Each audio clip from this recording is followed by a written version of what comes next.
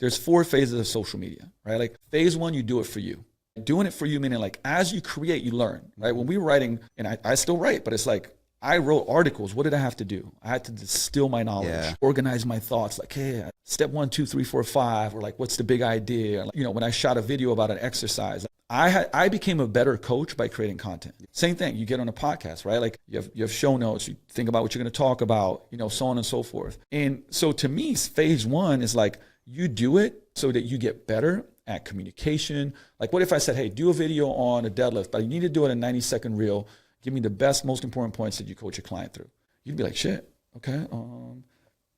You'd distill it and then you'd coach it like you coach your client. Mm-hmm. So you'd get better at the craft, right? So boom. So that's level 1. Level 2, and I don't think most coaches should ever leave level 2. Level 2 is like you do it for your audience. So I don't know, if you're coaching 40-plus-year-old guys that want to be more athletic, right?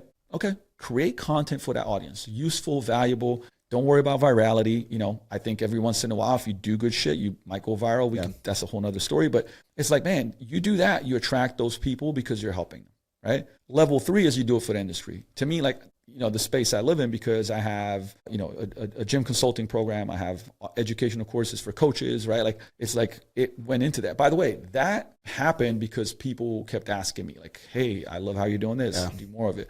And then number 4 is the thought leader, right? Like, and to me, is like the transcending the industry part, you know, whether you want to go there, how it happens. You know, the good example there is that like Elon Musk puts up a tweet, you know, it gets 40 million views. You put up the same tweet, crickets, right? Yeah. That's thought leadership, right?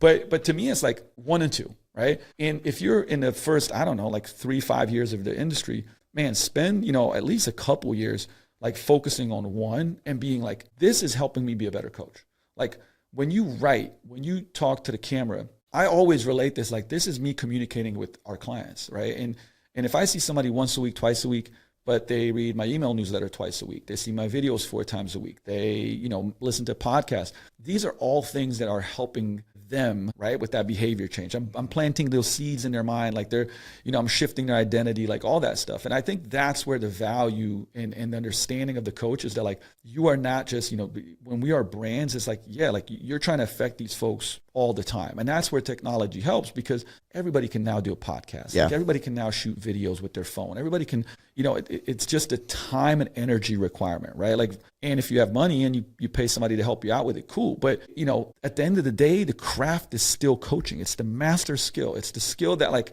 you know, I think as we move forward is the skill that's going to continue to be very, very valuable. I think it's going to continue to be more valuable, because as we move forward, like ChatGPT, you'll be like, hey, make me a workout like Luca Hocevar makes workouts. Fucking, he'll give you the thing, right? Mm-hmm. But those nuances, the helping somebody move from A to B because of those, you know, I always say it's like the spokes on the wheel. There's 4, right? Training, nutrition, mindset, recovery, right? Like we pull the levers and we're almost like lifestyle managers more than anything else, right? Like, and that, if you keep getting better at that, like, man, you'll be very in demand and very, very high value. And I think it was Jordan Shallow that says this, and I love this analogy. It's like, man, like the bigger problems that you can solve, the better you get paid.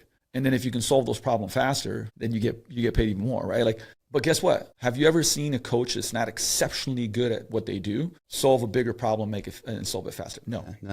You don't. So it's like, that's the master skill. And, you know, that's coaching first. But what it is then taking it to a gym and then creating the culture of that with your team. Like, and obviously part of it is like who are the right people on the bus that have that curiosity and hunger to be, you know, a great coach.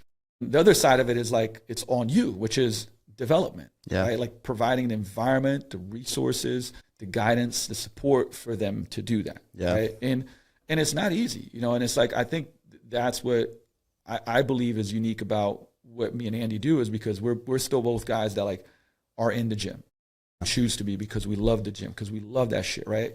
And it's like we develop teams and like we're coaching first. Like we spend, you know, most of the people that we meet up with is like, I don't know, I would say like me and Ferruggio meet up and we're talking about hamstrings for 3 fucking hours. You know, who does, like, because we love this stuff, right? Like, and me and Andy are like, hey, what are you guys doing for this? What are you guys doing for that? Like, oh, I went through this and we're going to change, you know, how we deliver this youth development model. It's like, it's always how do we improve that coaching first part? You know, and then that's kind of like one of the aspects of the compass.